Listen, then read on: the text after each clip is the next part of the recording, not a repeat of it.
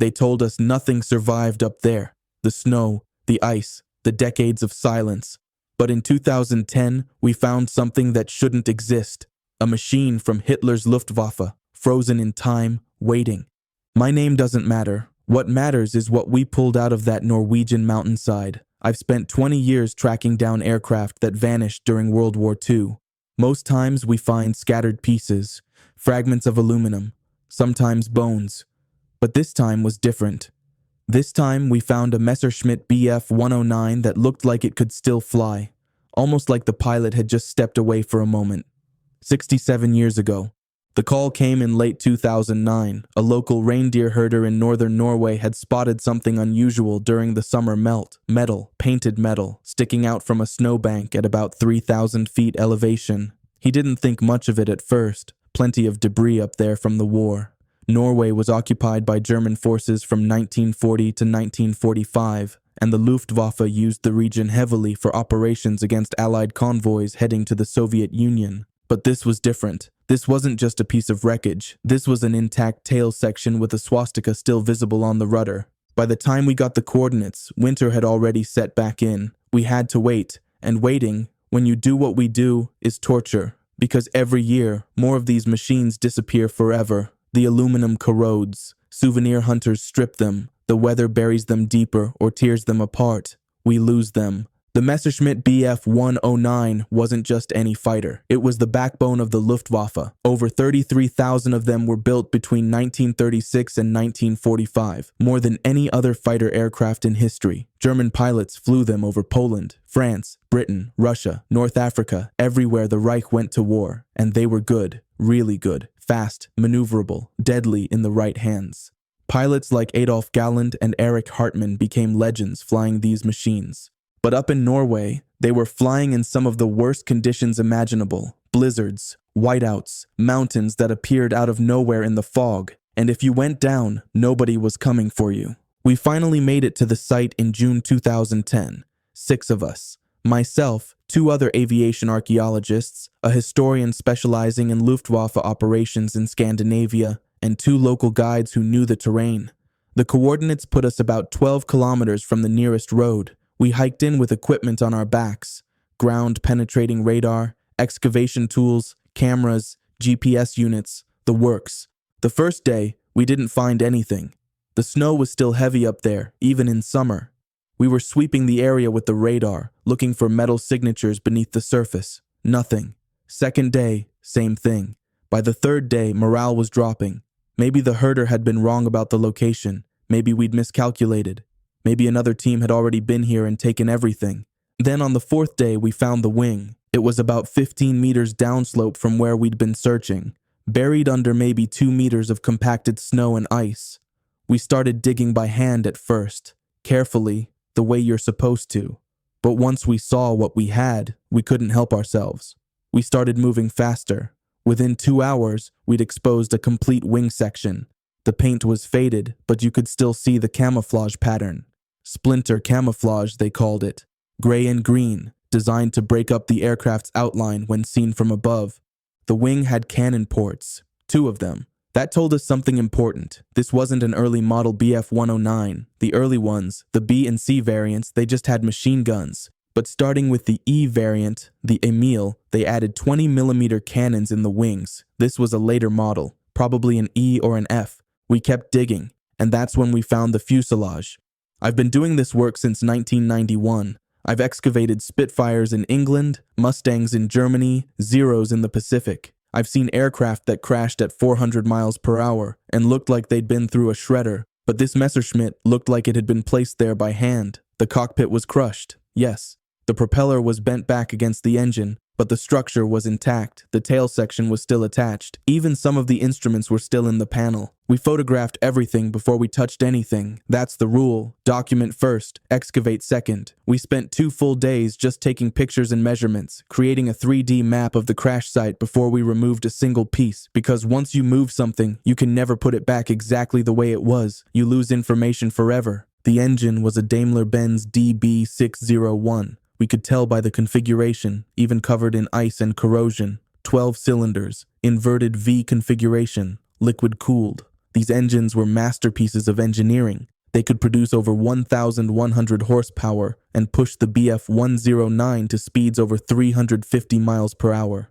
In 1940, that made it one of the fastest fighters in the world. But what really got us excited was the data plate. Every German aircraft had one, riveted to the fuselage, with the manufacturer information and serial number. If we could find that plate, and if the numbers were still readable, we could identify exactly which aircraft this was. We could trace it back through Luftwaffe records. We could find out who flew it, when it crashed, maybe even why. It took us another day of careful work, but we found it. The plate was corroded, but the stamped numbers were still visible. Work number 5819.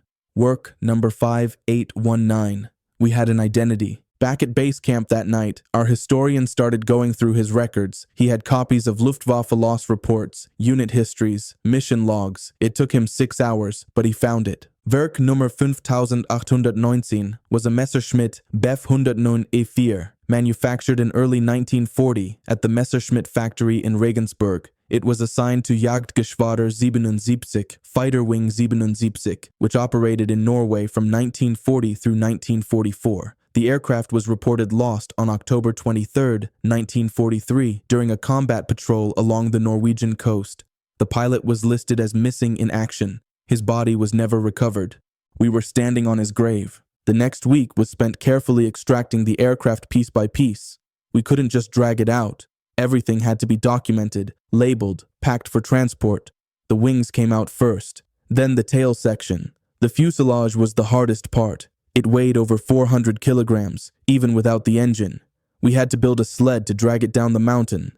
The engine came last. We debated leaving it. Moving a DB601 engine without proper equipment is dangerous. They're heavy, awkward, full of fragile components. But we couldn't leave it. Engines are the heart of these machines. We built a cradle, secured it with straps, and 6 of us carried it down in stages. It took us 2 days to move it 4 kilometers. When we finally got everything down to the vehicles, we just sat there for a while, not saying anything. We'd done it. We'd recovered a piece of history that had been lost for 67 years. The restoration work began in late 2010 at a facility in southern Norway that specializes in aircraft preservation. I was there for the initial assessment. When you lay out all the pieces of an aircraft like this, you start to see the story of what happened. The propeller blades were bent back against the engine cowling. That meant the engine was running at high power when it hit. The pilot wasn't trying to land. He was trying to fly. The control surfaces on the tail were deflected. The elevators were up. The rudder was turned. He was fighting for control right up until the end. The cockpit told us more. The canopy was shattered, but the frame was intact. The seat was still there, though the cushions had rotted away decades ago. The harness buckle was still fastened. The pilot had gone down with his aircraft. But the most haunting thing was the control stick. It was still gripped in the forward position. We could see where his gloved hand had worn away the paint over years of flying, and it was pushed all the way forward, the last input he'd made before impact. He was trying to pull out of a dive, but he'd run out of altitude. The restoration team made a decision early on. They weren't going to rebuild this aircraft to look new. They were going to preserve it exactly as we'd found it. The battle damage, the corrosion, the weathering, all of it told the story. All of it was evidence. They did clean the components. They stabilized the metal to prevent further corrosion. They reassembled the major sections so you could see what the aircraft had looked like, but they didn't repaint it. They didn't replace parts. What you see is what came out of that mountain. The process took over a year. Aircraft restoration always does. But in 2012, the Messerschmitt Bf 109 E4, Werk number 5819, went on display at the Norwegian Aviation Museum in Bodø. The pilot's name is on a plaque next to it. Oberleutnant Hans Müller, 26 years old, from Munich, killed in action, October 23, 1943. We never found his remains. The impact probably threw him from the aircraft, and the mountain took him. Maybe someone will find him someday. Maybe not. But at least his aircraft came home. Here's what most people don't understand about this work. We're not just digging up old airplanes. We're recovering evidence. Every aircraft that crashed during World War II is a crime scene, a historical document, and a grave site all at once. And every year, we lose more of them. The Messerschmitt Bf 109 was built to fight. Over 30,000 pilots flew them during the war. Thousands died in them. They fought over every front, from the English Channel to the Volga River, and when the war ended, the survivors were scrapped, cut up for aluminum, melted down, erased. Today, there are maybe 30 complete Bf-10-9s left in the world. Most of them are in museums. A few still fly, rebuilt from parts, powered by different engines. But original, unrestored examples like work number 5819 are almost gone. Finding one is like finding a letter from the past, written in metal and blood. The aircraft we pulled from that Norwegian mountain had been there since 1943. It had survived 67 winters, 67 summers, avalanches, storms, the slow grinding weight of ice. It had outlasted the Reich it was built to serve. It had outlasted most of the men who built it, flew it, fought against it, and when we found it, it was still there, waiting. I think about that sometimes, about how many more are still out there, buried in mountains, sunk in lakes, scattered across deserts. Each one is a story that nobody knows. Each one is a man who never came home. The work we do, it's not about glorifying war. It's not about celebrating these machines as weapons. It's about remembering. It's about finding the evidence, preserving it, and making sure the people who flew these aircraft, who died in them, aren't forgotten. Oberleutnant Hans Müller was somebody's son, maybe somebody's brother. He trained for years to fly that Messerschmitt.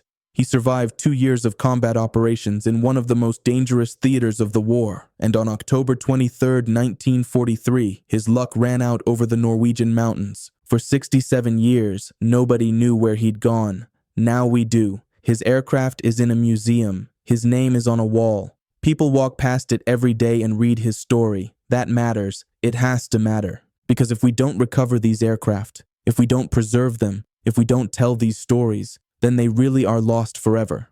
The metal corrodes, the paint fades, the stories die with the people who lived them, and eventually there's nothing left but silence. We're running out of time. The generation that fought World War II is almost gone. The aircraft they flew are disappearing. In another 50 years, there might not be any left to find. So we keep searching, we keep digging, we keep bringing them home. That Messerschmitt in Norway taught me something. It taught me that history doesn't stay buried forever. Sometimes, if you're patient, if you're careful, if you're willing to climb a mountain in the snow and dig with your bare hands, you can find it, you can hold it, you can bring it back into the light, and maybe, just maybe, you can give someone like Hans Müller the ending he deserved, not lost, not forgotten, remembered. Hit subscribe if you want more stories like this.